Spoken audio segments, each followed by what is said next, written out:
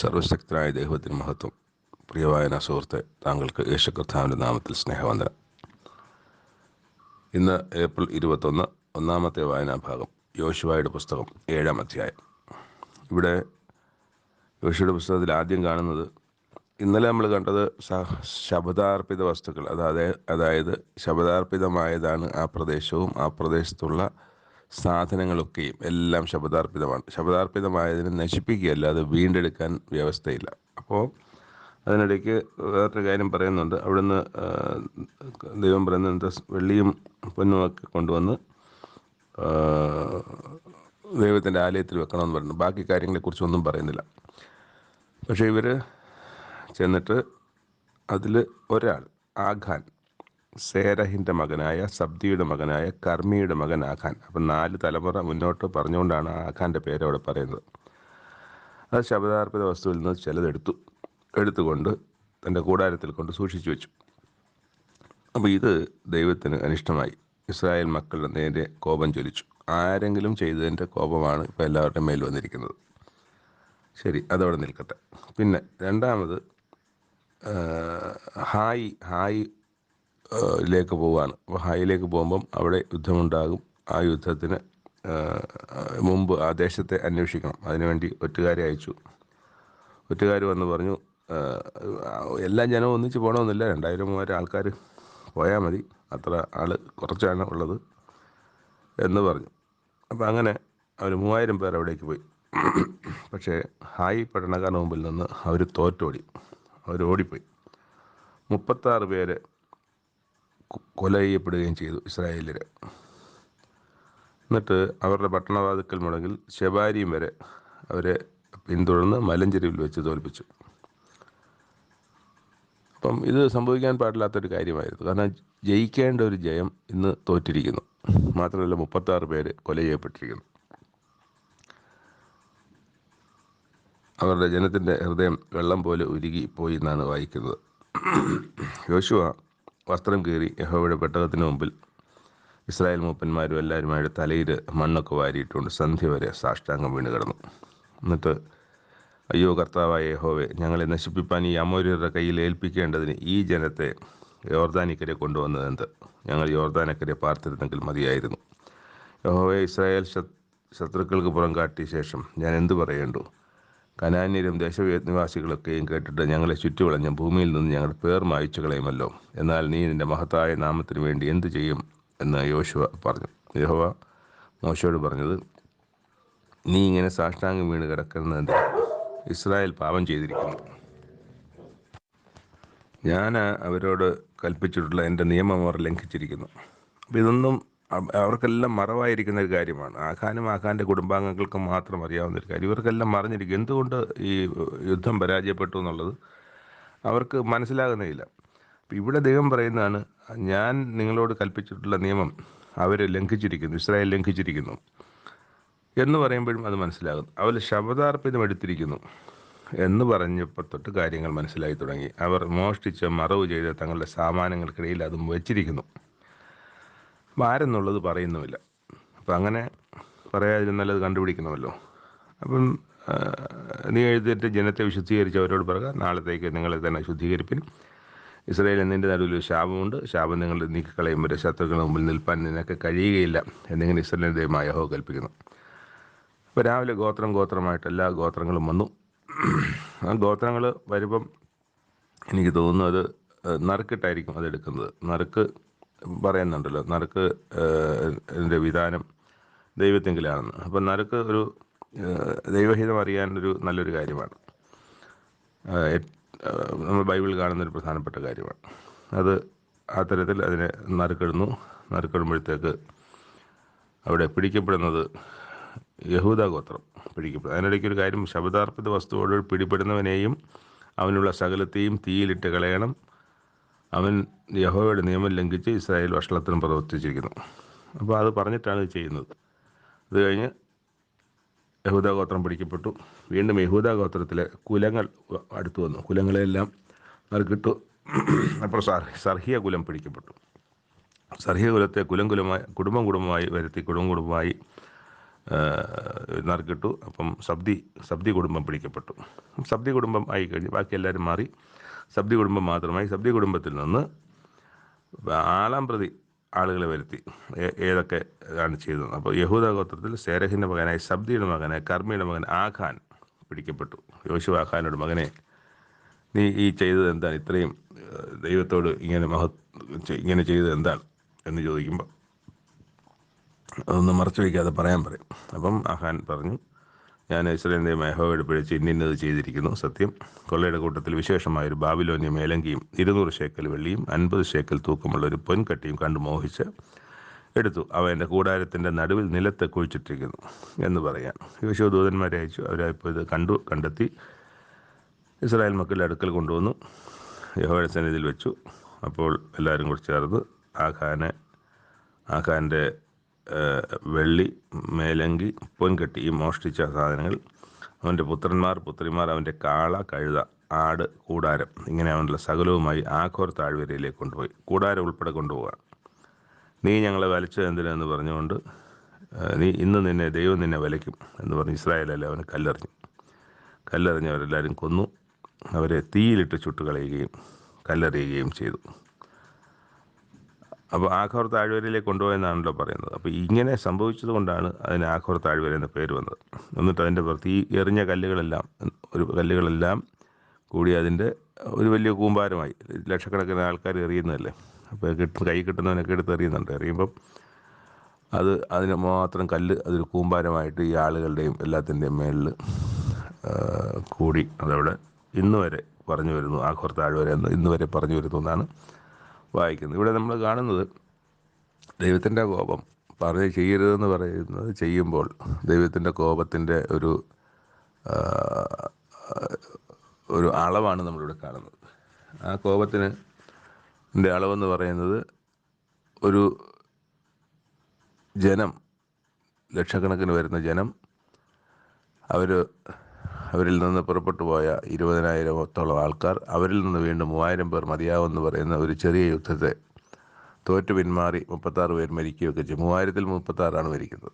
അപ്പോൾ അങ്ങനെയൊക്കെ മരിച്ച് പോകാൻ തക്കവണ്ണം അത്ര വലിയൊരു കോപമായി ദൈവത്തിൻ്റെ കോപം മാറി. അപ്പോൾ ദൈവത്തിൻ്റെ കോപത്തിന് നമുക്ക് ഒരു തരത്തിലും ദൈവത്തെ ന്യായം വിധിക്കാനോ, ഇത്രയും ചെറിയ കാര്യമല്ലേ, നമുക്ക് ചെറിയ കാര്യമായിരിക്കാം, പക്ഷെ ദൈവം പറഞ്ഞു വച്ചിരിക്കുന്ന കാര്യങ്ങൾക്ക് ചെറിയ കാര്യമാണോ വലിയ കാര്യമാണോ എന്ന് തീരുമാനിക്കുന്നത് ദൈവമാണ്.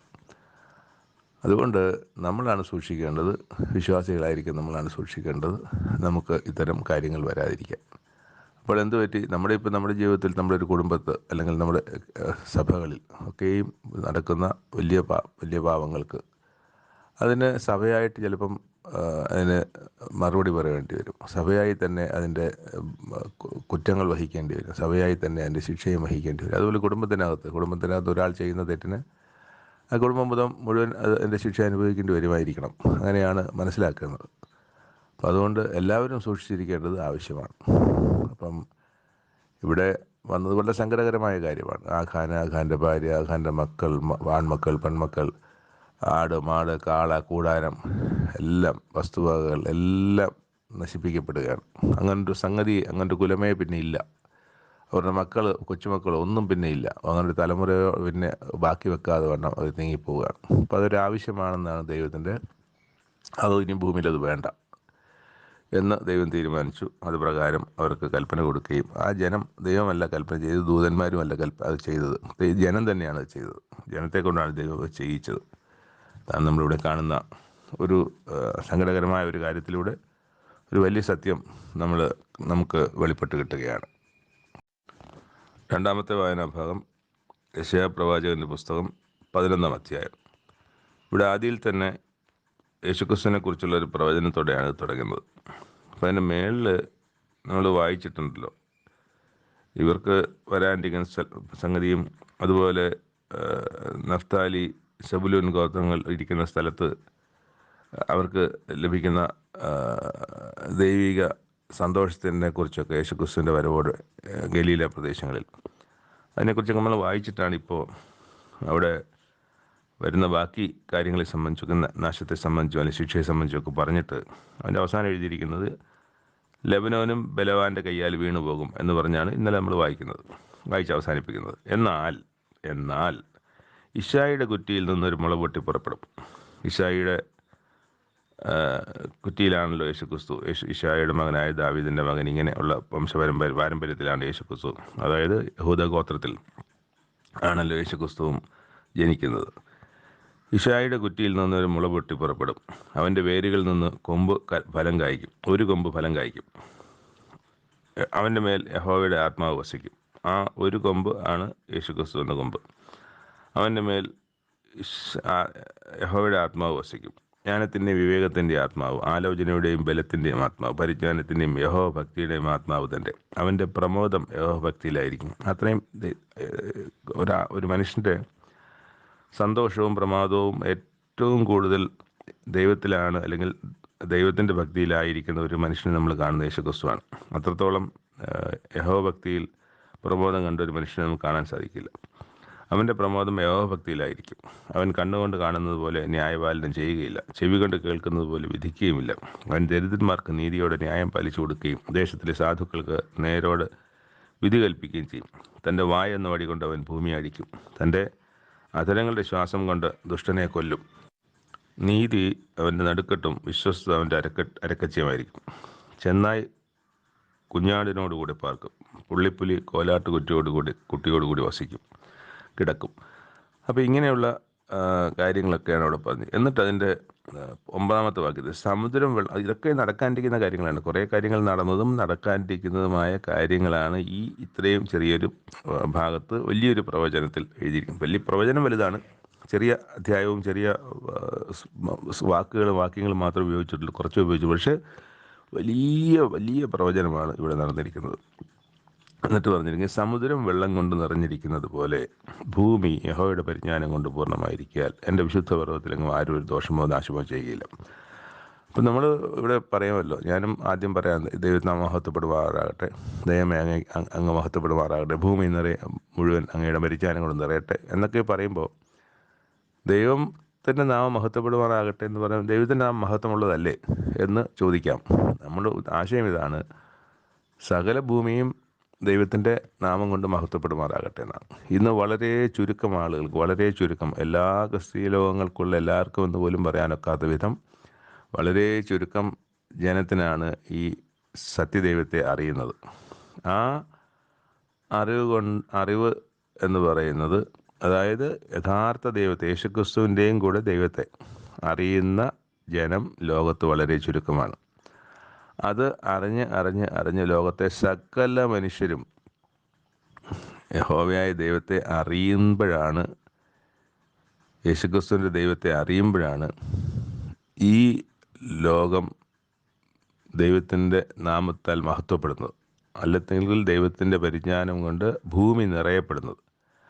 ഭൂമി നിറയുന്ന എല്ലാ മനുഷ്യരും ഇത് അറിയുന്ന കാലത്താണ് യഥാർത്ഥത്തിൽ ദൈവത്തിന് മഹത്വം ഉണ്ടാകുന്നത്, അല്ലെങ്കിൽ യഥാർത്ഥത്തിൽ ദൈവത്തിൻ്റെ പരിജ്ഞാനം സർവ്വഭൂമിയിലും നിറയുന്നത്. ഭൂമിയിൽ നിറയുക എന്ന് പറഞ്ഞാൽ സർവ്വ മനുഷ്യരും അറിയുക. അപ്പം മനുഷ്യരോടെയാണ് ദൈവത്തിൻ്റെ ബന്ധം, അല്ലാതെ മൃഗങ്ങളോടോ ഒന്നുമല്ല, നക്ഷത്രങ്ങളോടോ അല്ല, സൂര്യനോടോ അല്ല.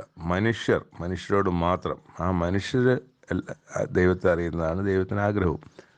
അതിനുവേണ്ടി തന്നെയാണ് മനുഷ്യനെ സൃഷ്ടിച്ചതും. ആ മനുഷ്യൻ്റെ സൃഷ്ടിയെ സംബന്ധിച്ചുള്ള ആ പർപ്പസ് നിറവേറേണ്ടതുണ്ട്.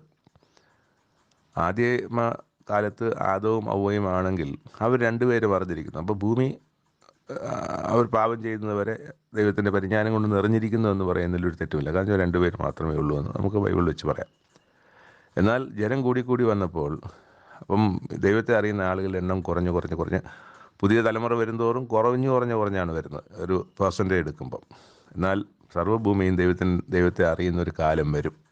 അതിനു വേണ്ടിയിട്ട് ആ കാഴ്ചപ്പാടോടുകൂടിയാണ് ദൈവനാമത്തിന് മഹത്വം ഉണ്ടാകട്ടെ എന്ന് പറയുന്നത്. അപ്പം അങ്ങനെയാണ് ഇവിടെ നമ്മൾ വായിക്കുന്നത്. സമുദ്രം വെള്ളം കൊണ്ട് നിറഞ്ഞിരിക്കുന്നത് പോലെ. സമുദ്രത്തിൽ എവിടെയെങ്കിലും വെള്ളം ഇല്ലാതിരിക്കുമോ, ഒഴിഞ്ഞിരിക്കുമോ? ഒരു പാത്രത്തിൽ നമ്മൾ വെള്ളം എടുത്താൽ പാത്രം നിറച്ച് വെള്ളമായിരിക്കും എടുക്കുന്ന അത്രയും ഭാഗം. അതിനകത്ത് പിന്നെ വെള്ളമില്ലാത്ത ഭാഗമൊന്നും കാണത്തില്ല എന്ന് പറഞ്ഞ പോലെ ഭൂമി യഹോവയുടെ പരിജ്ഞാനം കൊണ്ട് പൂർണ്ണമായിരിക്കിയാൽ അത് സംഭവിക്കാണ്ടിരിക്കുന്ന കാര്യമാണ്. എൻ്റെ വിശുദ്ധ പർവ്വതത്തെങ്കിൽ ഒരു ദോഷമോ നാശമോ ആരും ചെയ്യില്ല. അന്നാളിൽ വംശങ്ങൾ കൊടിയായി നിൽക്കുന്ന ഇശായിയുടെ വേരായവനെ ജാതികൾ അന്വേഷിച്ചു വരും. ഇന്ന് അന്വേഷിച്ചുകൊണ്ടിരിക്കുകയാണ് ആ ജാതികൾ.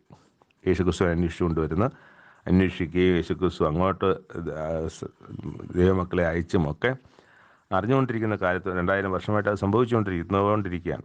ഓരോ കാലഘട്ടത്തിലും ഒരു ശേഷിപ്പുണ്ട്. അവിടെ തന്നെ എഴുതിയിരിക്കുന്ന അന്നാളിൽ കർത്താവ് തൻ്റെ ജനത്തിൽ ശേഷിച്ചിരിക്കുന്ന ശേഷിപ്പിനെ അശൂരിൽ നിന്നും മിസ്രൈമിൽ നിന്നും പത്രോസിൽ നിന്നും കൂശിൽ നിന്നും ഏലാമിൽ നിന്നും ഷീനാരിൽ നിന്നും ഹമാത്തിൽ നിന്നും സമുദ്രത്തിൻ്റെ ദ്വീപുകളിൽ നിന്നും വീണ്ടും കൊള്ളുവാൻ 2-ാം പ്രാവശ്യം കൈനീട്ടും.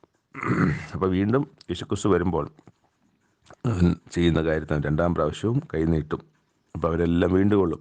അവൻ ജാതികൾക്ക് ഒരു കൊടി ഉയർത്തി ഇസ്രായേലിൻ്റെ ഭ്രഷ്ടരായവരെ ചേർക്കുകയും യഹൂദയുടെ ചിതറിപ്പോയവരെ ഭൂമിയുടെ 4 ദിക്കിൽ നിന്നും ഒന്നിച്ചു കൂട്ടുകയും ചെയ്യും. അങ്ങനെ വരുന്നൊരു നല്ല കാലത്തെ സംബന്ധിച്ച് ഇന്ന് ജീവിച്ചിരിക്കുന്നവരല്ല ആ നല്ല കാലത്തുണ്ടായിരിക്കുക. ചിലപ്പോൾ അന്നത്തെ യേശുക്രിസ്തു വരുന്ന സമയത്ത് ഉള്ളവരായിരിക്കാം. പക്ഷേ ഇന്ന് ജീവിച്ചിരിക്കുന്നവർക്കും ഒരു പ്രത്യാശയുണ്ട്, നിത്യജീവനിലേക്ക് കടക്കുവാൻ. ഇന്ന് ജീവിച്ചിരിക്കുന്നവർക്കും ദൈവം വ്യവസ്ഥ വെച്ചിട്ടുണ്ട്. അത് അന്ന് ദൈവം യേശുക്രിസ്തുവിലൂടെ സകല മനുഷ്യർക്കും നിത്യജീവൻ കൊടുക്കുന്ന സമയത്ത്, സകല മനുഷ്യരെന്ന് പറഞ്ഞാൽ യോഗ്യരായവർക്ക് എല്ലാവർക്കും, ക്രിസ്തുവിലുള്ളവർക്ക്, ശിക്ഷാവിധിയൊന്നും ഇല്ലാത്ത ക്രിസ്തുവിലുള്ളവർക്ക് ആ രക്ഷയുടെ അനുഭവത്തിലേക്ക്, രക്ഷ എന്ന് പറയുന്നത് നിത്യജീവനാണ്. അത് ലഭിക്കുമ്പോഴാണ് അത് ലഭിക്കുന്നതിന് എല്ലാ കാലഘട്ടത്തിലുമുള്ള ആൾക്കാർക്ക് അവസരമുണ്ട്.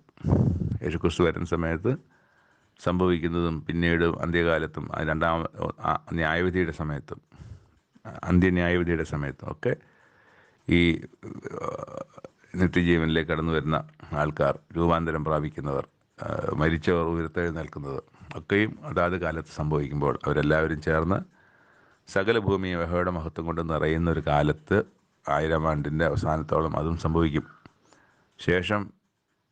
ശേഷിക്കുന്ന നിത്യജീവൻ പ്രാപിച്ച എല്ലാവരിലും ഒരാൾ പോലും ദൈവത്തെ അറിയാത്തവരുണ്ടാകത്തില്ല. അങ്ങനെ ഒരു കാലത്തിലേക്കാണ് ഇന്ന് ലോകം മുമ്പോട്ട് പോയിക്കൊണ്ടിരിക്കുന്നത്. അതാണ് ബൈബിളിൻ്റെ ഉപദേശം, ബൈബിളിൻ്റെ ആത്യന്തികമായ ലക്ഷ്യം അതുതന്നെയാണ്. ദൈവം മനുഷ്യന് ദൈവത്തിൻ്റെ കൂടെ വസിച്ചിരുന്ന ഒരു ആദ്യകാലത്തിൽ നിന്ന് ദൈവം മനുഷ്യരോടുകൂടെ വസിക്കുന്ന ഒരു നെവർ എൻഡിങ് കാലം, ഒരിക്കലും അവസാനിക്കാത്ത എറ്റേണൽ കാലത്തിലേക്ക് യാത്ര ചെയ്തുകൊണ്ടിരിക്കുന്ന ഒരു ലോകമാണ് നമ്മുടെ മുമ്പിലുള്ളത്. അത് സാധ്യമാകട്ടെ എന്നൊരിക്കൽ കൂടി ആഗ്രഹിക്കുകയും പ്രാർത്ഥിക്കുകയും ചെയ്യുന്നു. 3-ാമത്തെ വായനാഭാഗം തെസ്സലോനിക്കർക്ക് എഴുതിയ 2-ാമത്തെ ലേഖനത്തിൻ്റെ 3-ാമത്തെ അധ്യായം. 3-ാമത്തെ അധ്യായം മാത്രമല്ല, അത് അവസാനത്തെ അധ്യായമാണ്. 3 അധ്യായങ്ങൾ മാത്രമുള്ള ലേഖനത്തിന് ഒടുവിൽ സഹോദരന്മാരെ, കർത്താവിൻ്റെ വചനം നിങ്ങളുടെ അടുക്കൽ എത്തിയതുപോലെ വേഗം വ്യാപിച്ച് മഹത്വപ്പെടുവാനും വല്ലാത്തവരും ദുഷ്ടന്മാരുമായ മനുഷ്യരുടെ കയ്യിൽ നിന്ന് ഞങ്ങൾ വിടുവിക്കപ്പെടുവാനും ഞങ്ങൾക്ക് വേണ്ടി പ്രാർത്ഥിപ്പിൻ. അപ്പോൾ ഇത് കൺക്ലൂഷനിലേക്ക് വരികയാണ്. അപ്പോൾ ആദ്യത്തെ തുടർന്നു, പിന്നെ കുറച്ച് കാര്യങ്ങളൊക്കെ പറഞ്ഞു. ഇപ്പോൾ അതിൻ്റെ അവസാനത്തിലേക്ക് വരികയാണ്. അപ്പോൾ അതിൽ ഇടയ്ക്കാണ് നമ്മളിത് 3-ാമത്തെ അധ്യായം വായിക്കുമ്പോൾ ആദ്യം എന്താ ഇങ്ങനെ പറയുന്നത് നമുക്ക് തോന്നും. പക്ഷേ 3 അധ്യായങ്ങൾ ഇട്ടത് പിന്നീട് വന്ന ബൈബിൾ പണ്ഡിതന്മാരൊക്കെ ആയിരിക്കണം. അവരാണ് ഈ 3 അധ്യായങ്ങൾ, മനുഷ്യർ പിന്നീട് ഇട്ടതാണ് ഈ 3 അധ്യായങ്ങൾ. പൗലോസ് അപ്പോസ്തലൻ ഇത് എഴുതുമ്പോൾ 3 അധ്യായമില്ല, തുടർച്ചയായിട്ട് എഴുതിപ്പോയതാണ്. അപ്പോൾ വായിക്കുന്നവരുടെ സൗകര്യത്തിനായിട്ട് അത് 3 അധ്യായം. അതുകൊണ്ടാണ് നമുക്ക് 3-ാം അധ്യായത്തിൻ്റെ ആദ്യം ഇങ്ങനെ വായിക്കേണ്ടി വന്നത്. ഇത് 3 മാറ്റിക്കഴിഞ്ഞാൽ ബാക്കി മുമ്പുള്ള എഴുത്തുകളുടെ തുടർച്ചയാണ്. അപ്പോൾ ഒടുവിൽ സഹോദരന്മാർ ഞങ്ങൾക്ക് വേണ്ടി പ്രാർത്ഥിപ്പിൻ. വിശ്വാസം എല്ലാവർക്കും ഇല്ലല്ലോ. അതെന്താണ് അങ്ങനെ? വിശ്വാസം എല്ലാവർക്കും ഇല്ലല്ലോ. വിശ്വാസം എല്ലാവർക്കും ഇല്ല. എല്ലാവർക്കും വിശ്വാസം ഒരുപോലെയുമല്ല. അറിവ് ചിലപ്പോൾ ഒരുപോലെ ആയിരിക്കാം, വിശ്വാസം പക്ഷേ എല്ലാവർക്കും ഒരുപോലെ അല്ല. കർത്താവ് വിശ്വസ്തൻ, അവൻ നിങ്ങളെ ഉറപ്പിച്ച് ദുഷ്ടൻ്റെ കയ്യിൽ അകപ്പെടാവുന്നവണ്ണം കാത്തുകൊള്ളും. പിന്നെ വളരെ പ്രധാനപ്പെട്ട കാര്യം, ഞങ്ങളോട് പ്രാപിച്ച പ്രമാണം വിട്ട് ക്രമം കെട്ട് നടക്കുന്ന ഏത് സഹോദരനോടും അകന്നുകൊള്ളണം. നിങ്ങളും അങ്ങനെ നടക്കരുത്. അതായത് ഞങ്ങൾ പറഞ്ഞ പ്രമാണം, ഉപദേശം അനുസരിച്ച് നിങ്ങൾ നടക്കണം എന്നുള്ളത് ആ വാക്യത്തിനകത്തുണ്ട്. അങ്ങനെ പറയുന്നില്ല. പക്ഷേ അങ്ങനെ ക്രമം കെട്ട് നടക്കുന്ന ഏത് സഹോദരനോട് അകർന്നു കൊള്ളണം എന്ന് പറഞ്ഞാൽ നിങ്ങളും അങ്ങനെ നടന്നാൽ നിങ്ങളും അങ്ങനെ അകറ്റപ്പെടുന്ന അവസ്ഥയിലേക്ക് വരും എന്നുള്ളതാണ്. ഞങ്ങൾ നിങ്ങളുടെ ഇടയിൽ ക്രമം കെട്ട് നടന്നിട്ടില്ല. അപ്പോൾ അതാണ് അതിനൊരു കാര്യം പറയുന്നത്. ക്രമം കെട്ട് നടക്കരുതാരും. ക്രമം കെട്ടൊക്കെ നടക്കുന്നവരെ അവരെ അകന്നു കൊള്ളണം. ഞങ്ങൾ നിങ്ങളുടെ ഇടയിൽ ക്രമം കെട്ട് നടന്നിട്ടുമില്ല. ആരുടെയും ആഹാരം വെറുതെ അനുഭവിച്ചിട്ടുമില്ല. നിങ്ങളിൽ ആർക്കും ഭാരമായി തീരരുത് എന്ന് വെച്ച് ഞങ്ങൾ അധ്വാനത്തോടും പ്രയാസത്തോടും കൂടെ രാപ്പകൽ വേല ചെയ്തു പോകുന്നത് അധികാരമില്ലാഞ്ഞിട്ടല്ല, അനുകരിപ്പാൻ നിങ്ങൾക്ക് ഞങ്ങളെ മാതൃകയായി തരേണ്ടതിനത്രേ. അധികാരം എന്താണ്? നിങ്ങൾക്ക് വേണ്ടിയുള്ള വേല ചെയ്യുന്നതല്ലേ. നിങ്ങൾ ഞങ്ങൾക്ക് തരണം, പണം തരണം, ആഹാരം തരണം, പിന്നെ പുതപ്പ് തരണം. ഇതൊക്കെ ഞങ്ങൾ അങ്ങനെ ഒരു കാര്യം നിങ്ങളുടെ മേൽ ഭാരപ്പെടുത്തിയിട്ടില്ല. എന്തുകൊണ്ടാണ്? നിങ്ങളത് ചെയ്യാൻ ബാധ്യസ്ഥരാണ്, ഞങ്ങളെ കരുതുവാൻ. പക്ഷേ ഞങ്ങളത് ചെയ്തിട്ടില്ല. എന്തുകൊണ്ടാണ് ചെയ്യാത്തത്? അതൊരു മാതൃക വെച്ചതാണ്. ആരും അങ്ങനെ മറ്റുള്ളവരുടെ ക്രമം കെട്ട് നടക്കുകയോ ആഹാരം അനുഭവിച്ച് ജനത്തിന് നേതൃത്വത്തിൽ നിൽക്കുന്നവർ, മൂപ്പന്മാർ ഒക്കെ ദൈവജനത്തിന് ഭാരമായി തീരരുത്, ബുദ്ധിമുട്ടുണ്ടാക്കരുത് എന്ന് വെച്ച് ഒരു മാതൃക കാണിച്ചതാണ് എന്നാണ് പറയുന്നത്. അത് വെറും പറച്ചിൽ മാത്രമല്ല, പൗലോസ് അപ്പോസ്തലനും കൂടെയുള്ളവരും കാണിച്ചു തന്ന മാതൃകയാണ്. അതുപോലെ തന്നെ അത് നമ്മൾ അനുഷ്ഠിക്കണമെന്നും ആഗ്രഹിക്കുന്നു. അപ്പം നമ്മളെല്ലാവരും ജോലി ചെയ്യണം. നമ്മൾ ഈ ദൈവവേല ഒരു വരുമാന മാർഗമാക്കി തീർക്കാൻ, മരിക്കുന്ന കാളയ്ക്ക് മുഖക്കെട്ട് കെട്ടരുത് എന്നൊരു വാക്യമുണ്ട്. ആ വാക്യം വെച്ചിട്ടാണ് പലരും ഇതിൽ നിന്ന് അഹോവൃത്തി കഴിക്കുന്നത്. എന്നാൽ പൗലോസ് അപ്പോസ്തലൻ തരുന്ന ഉപദേശം എന്ന് പറയുന്നത് അങ്ങനെയും ചെയ്യേണ്ട കാര്യമില്ല. മറിച്ച് നിങ്ങൾക്ക് വേണ്ടത് നിങ്ങൾ അധ്വാനിച്ച് ചെയ്യുക. അപ്പോൾ ജോലിയോടൊപ്പം സുവിശേഷ പ്രവർത്തനം നടത്താൻ സാധിക്കും. സുവിശേഷ പ്രവർത്തനം നടത്താൻ വേണ്ടി മാത്രമായിട്ട് ഒരു ജോലി ചെയ്തു പോകണം. ഇപ്പോൾ രാഷ്ട്രീയക്കാരെ സംബന്ധിച്ച്, ഇപ്പോൾ വിദേശ രാജ്യങ്ങളിലൊക്കെ അവർക്ക് ജോലിയോടൊപ്പമാണ് രാഷ്ട്രീയ പ്രവർത്തനം മാത്രമായിട്ടല്ല. അപ്പോൾ അതുകൊണ്ട് അതുപോലെ രാഷ്ട്രീയ പ്രവർത്തനം മാത്രം നടത്തുന്നവർ, ദൈവവേല ചെയ്യുന്നവർ ദൈവവേല മാത്രം ചെയ്യരുതെന്നാണ്. അവരോട് പറയുന്ന ഉപദേശം നിങ്ങൾക്ക് വേണ്ടിയുള്ളത് അധ്വാനിക്കുകയും ദൈവവേല ചെയ്യുക എന്നാണ്. വേല ചെയ്യുവാൻ മനസ്സില്ലാത്തവൻ തിന്നുകയും വരുത് എന്ന് ഞങ്ങൾ നിങ്ങളോടുകൂടെ ഇരിക്കുമ്പോൾ തന്നെ ആജ്ഞാപിച്ചിട്ടു. അത് തന്നെ വീണ്ടും ആജ്ഞാപിക്കുകയാണ്. എന്നിട്ട് അതിൻ്റെ ഏറ്റവും അവസാനം ഈ പുസ്തകത്തിൻ്റെ ലേഖനത്തിൻ്റെ തന്നെ ഏറ്റവും അവസാനം, നിങ്ങളോ സഹോദരന്മാരെ നന്മ ചെയ്യുന്നതിൽ തളർന്നു പോകരുത്. ഈ ലേഖനത്തിലുള്ള ഞങ്ങളുടെ വാക്കനുസരിക്കാത്തവൻ നാണിക്കേണ്ടതിന് അവനോടുള്ള സംസർഗം വിട്ട് അവന് വേർതിരിപ്പിൻ. പക്ഷേ വേർതിരിക്കുമ്പോൾ തന്നെ, അവനോട് വ്യത്യസ്തത കാണിക്കുമ്പോൾ തന്നെ അവൻ ശത്രു എന്നവനെ വിചാരിക്കരുത്. അവൻ സഹോദരനായതുകൊണ്ട് അവനോട് ബുദ്ധി ഉപദേശിക്കുകയാണ് വേണ്ടത്. ബുദ്ധി ഉപദേശിക്കുകയും അവനോട് കാണിക്കുന്ന പഴയ സൗഹൃദത്തിൻ്റെ അളവിൽ മാറ്റമുണ്ടാകുകയും അത് എന്തെന്ന് അവൻ ഗ്രഹിക്കുകയും അവനോടത് ഉപദേശിക്കുകയും അവനെ നേർവഴിക്ക് നയിക്കുകയും വേണം. ഒരിക്കലും ശത്രുവായി കാണുകയോ തള്ളിക്കളയുകയോ ചെയ്യരുതെന്നുകൂടെ പൗലോസ് അപ്പോസ്തലൻ ഉപദേശിക്കുന്നത്. ഇതിനിടയ്ക്കുള്ളൊരു ഭാഗം പ്രായോഗികമായി ബുദ്ധിമുട്ടുള്ള കാര്യമാണ്. ചിലപ്പോൾ നമ്മൾ കാണിക്കുന്ന ഈ ഒരു ഈ അകൽച്ച അയാളെ കൂടുതൽ അകന്നു പോകാനോ സഭ വിട്ടുപോകാനോ ഒക്കെ ഇടയാകും. അപ്പോൾ ഇതിനിടയ്ക്കുള്ള ഇത് നമ്മൾ ചെയ്യാൻ നമ്മുടെ പരിശീലനവും ആവശ്യമാണ്. നമ്മുടെ പല സമയത്തുള്ള പരിശീലനം, ആളുകളുമായിട്ടുള്ള ബന്ധം, ദൈവത്തോടുള്ള പ്രാർത്ഥന, ഈ വചനത്തോടുള്ള ജ്ഞാനം ഒക്കെ ആവശ്യമാണ് ഇങ്ങനൊരു കാര്യത്തിൽ കൃത്യമായി ചെയ്യുവാൻ. അപ്പോൾ നമ്മുടെ ബുദ്ധിയിൽ അതിനെ ആശ്രയിക്കാതെ ദൈവമായിട്ടുള്ള ബന്ധത്തിൽ ദൈവത്തോട് യാചിച്ച് പ്രാർത്ഥിച്ച് ആ കാര്യത്തിൽ പ്രവൃത്തി ചെയ്യുവാനും മനസ്സ് കാണിക്കുവാനും അയാളോട് സ്നേഹം ഉള്ളിൽ വെച്ചുകൊണ്ട് തന്നെ ശാസിക്കുവാനും ഒക്കെയും നമുക്ക് കഴിയണം. വളരെ കഷ്ടം ഉണ്ടാകുകയോ എന്തെങ്കിലും റിലേഷൻഷിപ്പിലൊക്കെ വലിയ പ്രശ്നം ഉണ്ടാകാൻ സാധ്യതയുള്ളൊരു മേഖലയാണിത്. ഇവിടെ ജ്ഞാനം ആവശ്യമാണ് എന്ന് പ്രത്യേകം പറയേണ്ടതില്ലല്ലോ. 3 വായനാ ഭാഗങ്ങളിലൂടെ അവസാനിക്കുന്നു. പുതിയ ഭാഗങ്ങളുമായിട്ട് നാളെ നമുക്ക് വീണ്ടും കാണാം. അതുവരെ ദൈവത്തിൻ്റെ കരങ്ങളിൽ നാം എല്ലാവരും സംരക്ഷിതരായിരിക്കട്ടെ. ആമേൻ.